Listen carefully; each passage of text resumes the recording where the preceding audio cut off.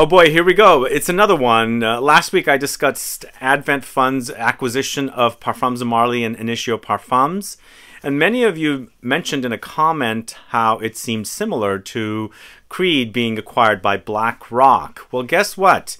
It's no longer owned by BlackRock because Kering just purchased Creed, and it is going to be focusing on its beauty division. Kering are a big conglomerate like LVMH, who owns Gucci, Bottega Veneta, YSL, and also Balenciaga and further other luxury brands. So now they're actually going to be focusing on their beauty division, just like LVMH has, MFK, Guerlain, and Acqua di Parma and brands like that. Now we're going to see that with Kering, with its acquisition of Creed. Let me know what you guys think about this. Put a comment down. I'm going to discuss this, read a couple of different articles, and also do a top 13 Creed fragrances, all coming right up.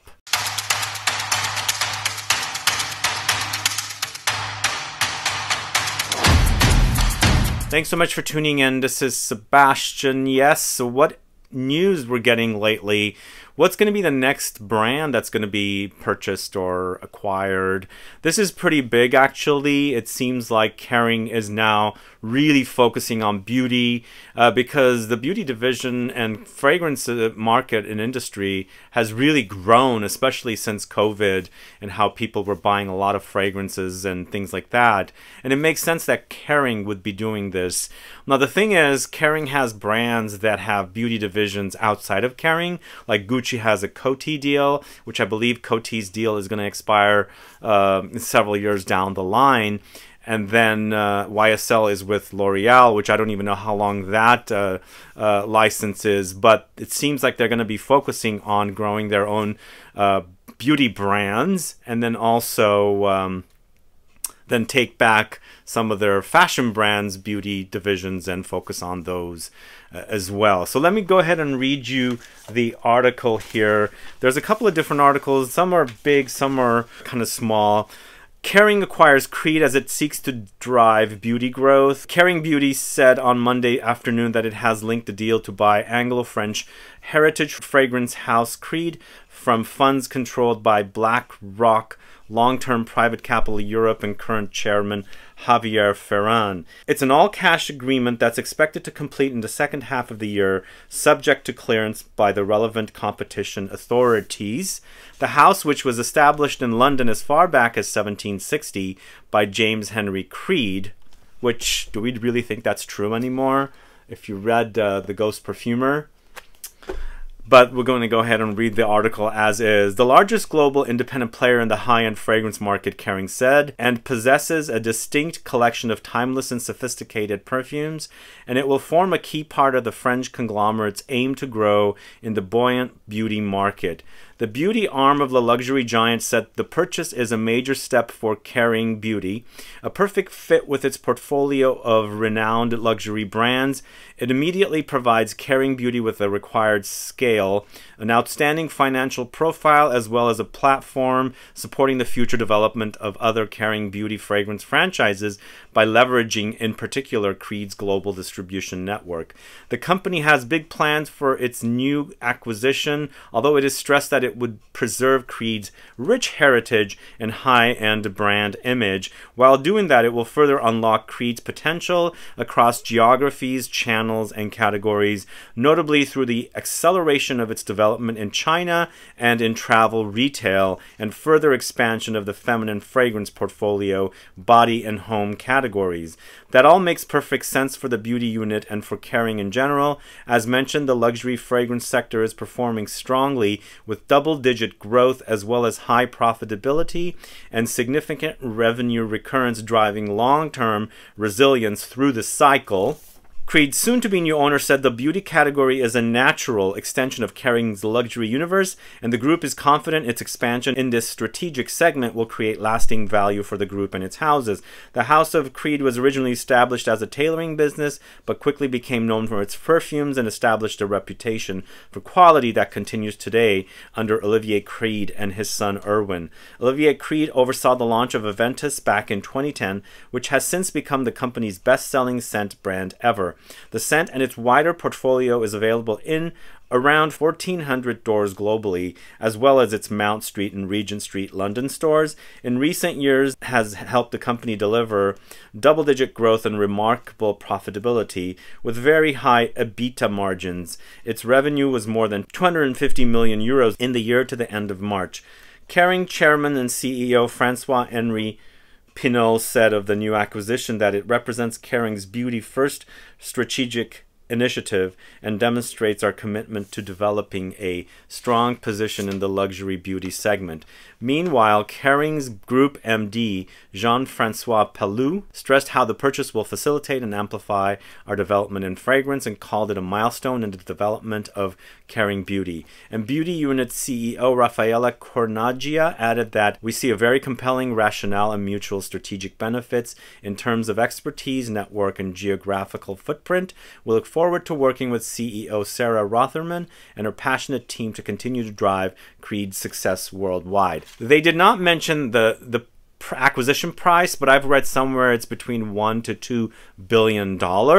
It's a lot of money, and yeah, this is pretty big news. Let me know who or how many of you are fans of Creed, and let me know what you like about Creed and what you hate about Creed. I've actually kind of gotten bored of Creed, even though I like some of their fragrances, and I'm putting this list together for you guys of my favorite fragrances. And my favorite fragrance is still the #1 fragrance that I've mentioned in different videos throughout the years from this house, because I just really enjoy the fragrance. But some of the vaulted fragrances are even more favorites of mine. Let's say, for example, Royal English Leather, Windsor, and a few other fragrances that I can't remember the names off the top of my head. But those two fragrances happen to be my favorites from Creed, but since they're vaulted, I won't be including them here on this list. But let me know what your thoughts are on this deal with Kering and Creed. What do you think of the future of fragrances? What do you think? Are there going to be any other brands that might be acquired? I don't see a lot of big brands out there that might be acquired. I'm thinking if there are any other big brands, Tiziana Terenzi comes to mind, Xerjoff comes to mind, Fragrance du Bois comes to mind, Raja Parfums comes to mind, and I think those, I'm looking at my collection and seeing what's out there, but I think that's pretty much it. I don't know what else is left out there unless smaller companies take smaller fragrance houses. We shall see. But let me know your thoughts on all the stuff that's developing, including Parfums de Marly from last week. And let's go ahead and get started with the list. We're going at number 13 with Millesime Imperial, this one right here. So Millesime Imperial is a fruity marine fragrance with sea salt notes, so it's got salty notes and fruits. For me, it's kind of like a cross between like melons and maybe mangoes and pineapple and things like that. There's marine notes for sure. There's fruits, the sea salt. There's musk here. There's woods, lemony touches with citruses. It's fresh. It's definitely a fruity marine fragrance. It's at the bottom of the list. It's not one of my all-time fragrances from this house, but it has fans for sure. There's a lot of folks that really like this one, but it's ranked here at number 13 for me. Because, I prefer some of the other fragrances more. So next up, we've got 12 and 11. It's fragrances that are tied. It's the fragrances that are, the original and its kind of flanker. And we're talking about the most popular fragrance from this house, Aventus, and also Aventus Cologne. So I still have a bottle of 120 ml bottle of the original Aventus here. This has been years since I've had this. Aventus Cologne came out much later, capitalizing on the success of Aventus. I do like the Aventus Cologne. It has a lot of freshness about it, taking the original, but the original fragrance is pineapple with birch, blackcurrant, bergamot, apples, musk, oakmoss, ambergris. And a lot of people used to come to me. I kind of stopped asking me about different batch variations, which kind of gets tiring, fruitier version, the smokier version, yada, yada, yada. I don't know if there's any batch variations with the Cologne version, but the Cologne version is a lot fresher and a lot muskier, which I quite like. It's kind of the same fragrance, but different at the same time, with musk, mandarin orange, birch, tonka, patchouli, vetiver, sandalwood. I'm kind of preferring the Cologne version for its freshness and a bit of different difference between AVENTUS. I am a bit bored of AVENTUS, obviously.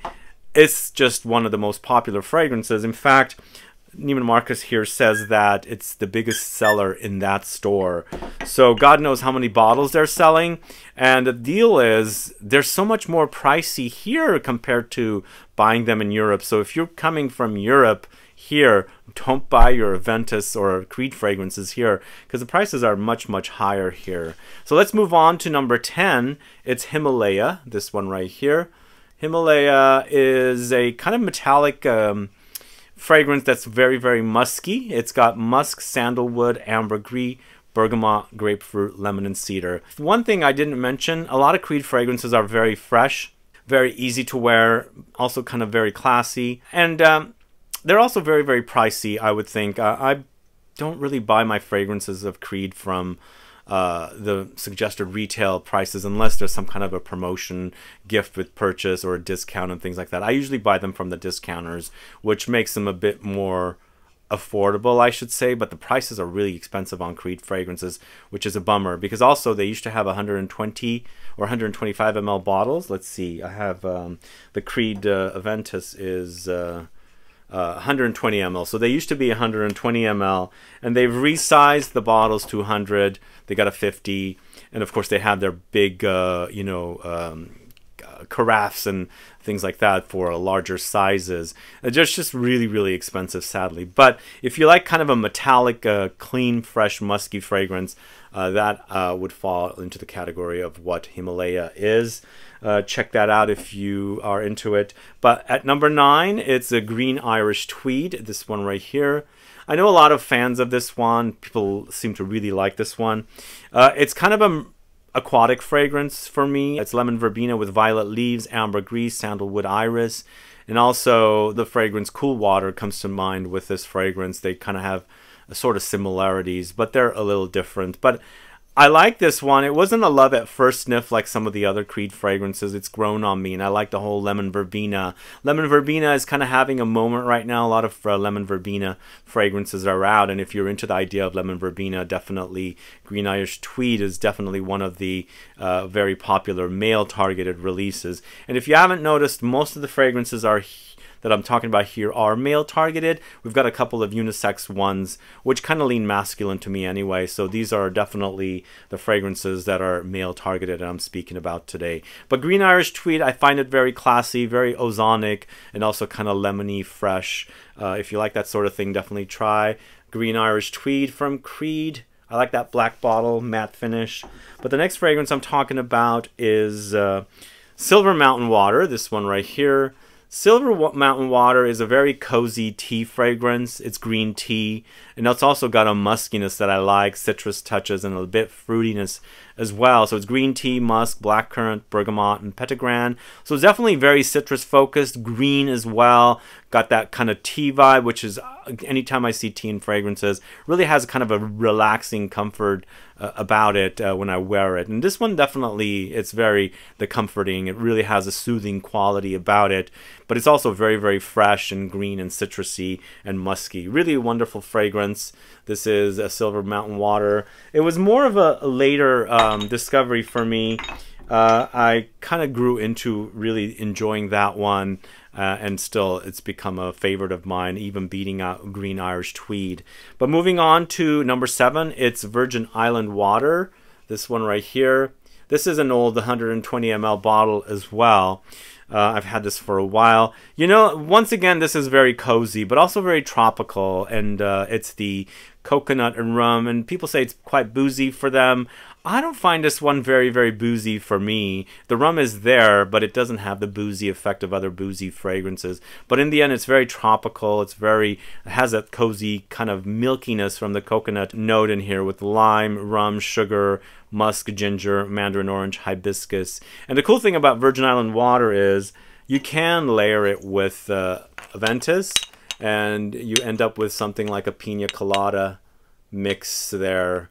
And very tropical and fun, playful fragrance combination there. You can do that, and sorry about that. You can do that, and you can totally have a really fun tropical vacation getaway kind of a fragrance to put on and enjoy the fruitiness and then the beachiness with the both fragrances. Next up, it's Bois de Portugal from Creed. This is a fragrance. I don't have my cap. I don't know where the heck my cap went for this one.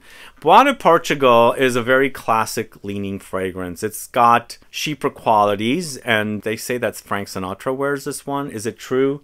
Have you guys read this book, by the way? Are all these stories really true about these fragrances, and royalty used to wear these fragrances and things like that? I personally don't think it's true after reading that book, but I don't know, maybe Frank Sinatra deal is true because he was not royalty, he was just a celebrity from the 60s. But it's very classic masculine with lavender, sandalwood, bergamot, cedar, vetiver, ambergris. I really love it. It's the classic style of fragrances that I kind of grew up with, that I'm used to. And this one kind of takes me back to fragrances like my dad used to wear. It's a great smelling fragrance. So Bois de Portugal from Creed is at number 6. And then we've got 2 fragrances tied again because there's a cologne flanker of it. We're going to the series called Viking. So it's Viking here. Oh, come on now. And then we've got Viking cologne here. So I really enjoy these 2 fragrances for some reason. And Viking in its original form, in comparison to Viking cologne, they do have some differences about them. Viking cologne, to me, really acts like a fougere, whereas Viking does have fougere qualities. There's definitely something almost like ambroxan running throughout it that creates this kind of Baccarat Rouge-like vibe. Not like identical, but something in here kind of gives me, not necessarily even Baccarat Rouge, more like ambroxan, and the ambroxan in something like Sauvage. But it's quite nice fragrance, really like it, with pink pepper, lavender, vetiver, sandalwood, mint, bergamot, lemon, and patchouli. And then Viking cologne is a fresher take on it, and again, something that has more of a fougere-like quality. It really acts like a barbershop fragrance with mandarin, bergamot, lavender, pink pepper, geranium, lemons, patchouli, sandalwood, vetiver, and nutmeg. And both of the fragrances do have some classic touches to me. They definitely do. But if I was going to compare, I think Viking cologne is a bit more classic in comparison to Viking, the original. But then we're going to one of my favorite fragrances in this Aqua Original collection is Vetiver Geranium. This is one of the best Creed fragrances. I absolutely love this one. This is vetiver and geranium together to create a little bit of a barbershop-y effect, but also earthy effect with the vetiver. The geranium acts a little barbershop-y. It also kind of reminds me a little bit of the now discontinued Hermes, the geranium fragrance. I'm drawing a blank, and also Boy from Chanel. So it has those kind of qualities for me because it kind of goes into a little bit of a barbershop-y direction. But Vetiver Geranium has geranium, vetiver, lemon, green apple, musk, cedar, and bergamot. It's a pleasure to wear. It smells fantastic. Definitely leans masculine, even though this is part of the unisex collection. But either way, this is Vetiver Geranium from Creed. Wonderful, wonderful fragrance. Really love that one. Then we're going to another collection, also unisex collection. I'm not forgetting the name of this collection, but it's the most pricey collection. This is Spice and Wood from Creed. Wow, this is a great fragrance. Really, really great smelling fragrance. I love the way it smells with all the different notes. It has cedar, there's apples, there's lemons, birch, black pepper, iris, oakmoss, musk, and cloves. Super amazing, classy, woody, bit fruity. And there's some earthiness and spices in there that I really, really love. It's one of the best fragrances from Creed. Spice and Wood is very, very pricey though. Very pricey. That's the bummer part about it, because the fragrance itself is super fantastic. And then last but not least, my #1 favorite fragrance from this house that's currently on the market. Remember, Royal English Leather and Windsor are definitely 2 of my favorites, but those are vaulted. But Royal Oud is super amazing. I really love Royal Oud. I love it because it's cedar, but it has a unique cedar note in it, and also sometimes I get like an ashiness from here, like burnt tobacco ashiness when I wear this fragrance. That's what I like about it. It's a sweetness surrounding it with galbanum and Angelica note, but it's lots of cedar with pink pepper. There's sandalwood, musk, Angelica, galbanum, lemons, and oud. Wonderful. The oud is not really strong. It's pretty soft oud, but really, really wonderful. Really love this one. And from what I know, from what I've been told directly by the perfumer, this is created by Julien Rascanet. So Royal Oud is my favorite of the bunch. I absolutely love it. If I had to pick one, that would be the one. It's just a very classy, really great smelling fragrance from Creed. Anyway, that is the list of Creed fragrances, top 13. And what are your thoughts on this whole Kering acquisition or purchase of Creed? What do you think is going to happen with Creed now? What do you think was happening with before when it was part of BlackRock and now that it's part of Kering? Are you a fan of Kering's fashion houses? And what do you think Kering is going to do now that they have Creed? What other companies do you think they're going to acquire, if any? Or when will their clothing brands start launching fragrances and things like that? Because, you know, they have Balenciaga, YSL, which is with L'Oreal, Gucci with Coty, there's Bottega Veneta, and there might be other fashion houses that I can't think of off the top of my head. But they all seem to have different licenses with different, you know, conglomerates and things like that. And unlike LVMH, which Dior and Givenchy and other beauty brands all are under LVMH one umbrella, here with Kering, all the fashion is with other you know, beauty conglomerates and things like that. So maybe this is the start of something new with this, you know, conglomerate, and they want to take back all the beauty from all these different fashion houses. Maybe that will be. But from what I've heard, L'Oreal's deal with YSL is a really long-term deal. So I don't know when they can take that company back, but also Gucci's deal runs until 2028, I believe. So I'm assuming they're waiting for that to happen so they can take the beauty division of Gucci back. But let me know your thoughts on all these acquisitions and what you think is going to happen with Creed and also with Kering Beauté department that's being set up there. And let me know your thoughts on the Creed fragrances. What are your favorites from this house? Did I miss anything? I know I did not include any feminine fragrances, but of course I don't have a lot of the feminine fragrances from this house. This is mostly male fragrances. But let me know what's missing. And do you guys know the two vaulted fragrances, Royal English Leather and Windsor? Have you gotten your nose on those two fragrances? Because there are super amazing fragrances that I wish they would bring back. But either way, guys, thanks so much for watching this long video. If you have any questions or comments, please list below. Please like this video, please share it, follow me on Instagram and Facebook, and I'll be back with more videos very soon. Have a good one. Goodbye.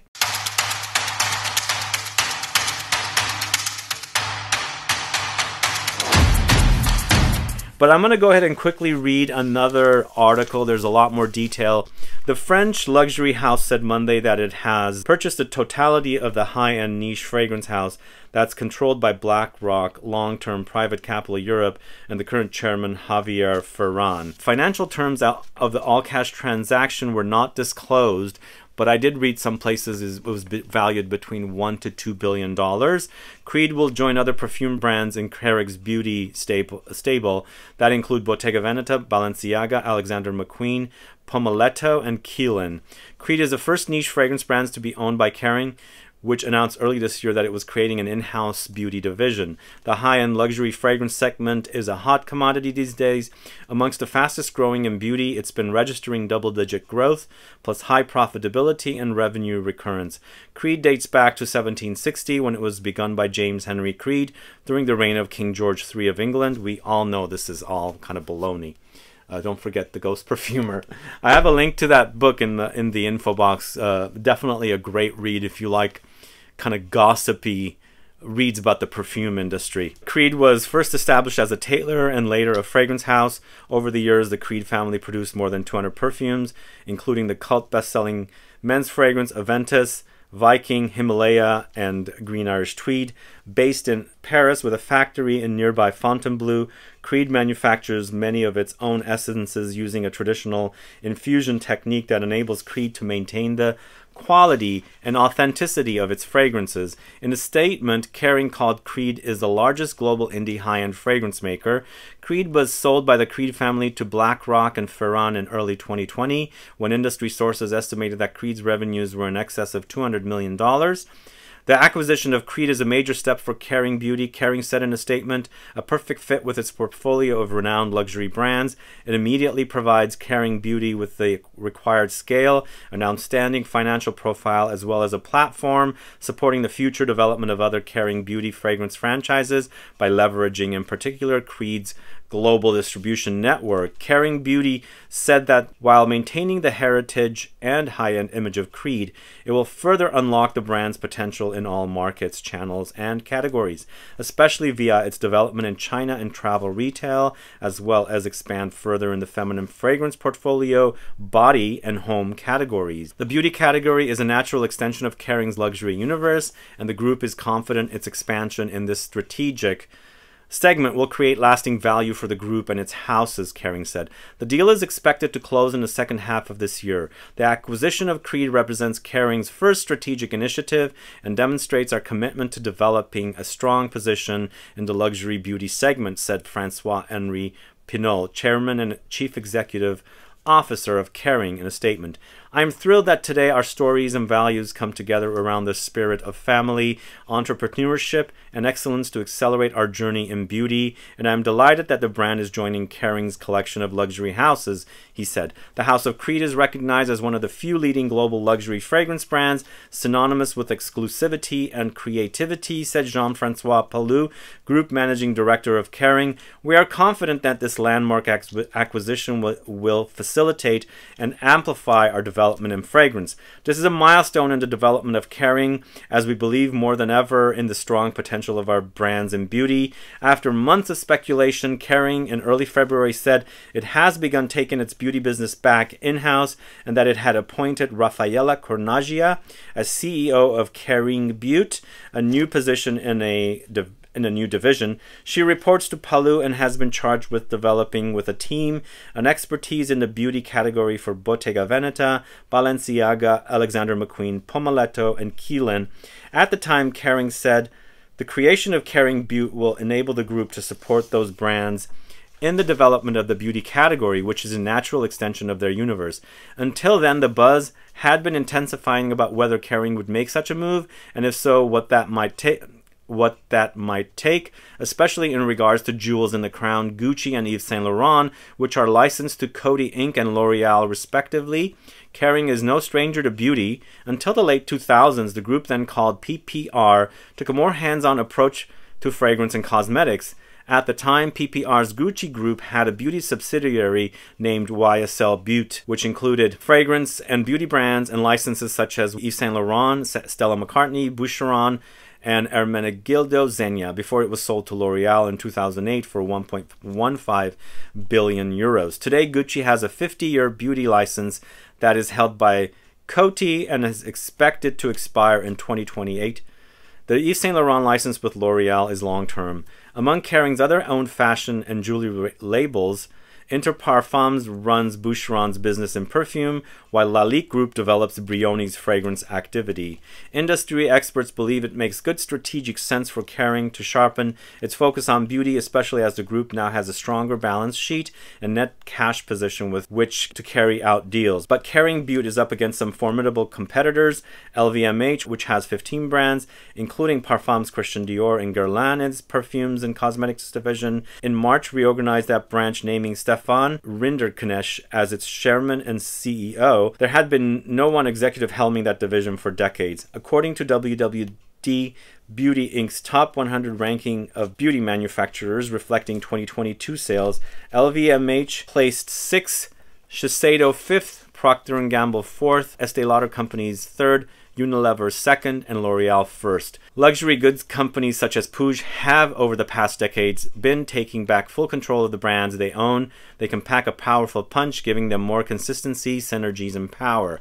There is something of an arms race today to acquire and invest in niche fragrance brands. The category has been the biggest driver in the premium fragrance segment, which grew from 9.1% to $57.36 billion and is forecast to rise another 7.9% between 2022 and 2023, and 6.7% between 2023 and 2024, according to Euromonitor International. Last week, Advent International acquired Parfums de Marly and Initio Parfums Privés in a deal estimated by industry sources to be more than $700 million. Also this month, a majority stake in Sabe Maison, which began with solid fragrances, was sold to Boris Grattini et Helene Ortola. In May, Juliette Hazegan raised a new round of funding with Cathay Capital, as is Perfumer H and Natura Company's venture capital fund, Fable Investments. Anyway, that's a lot of reading.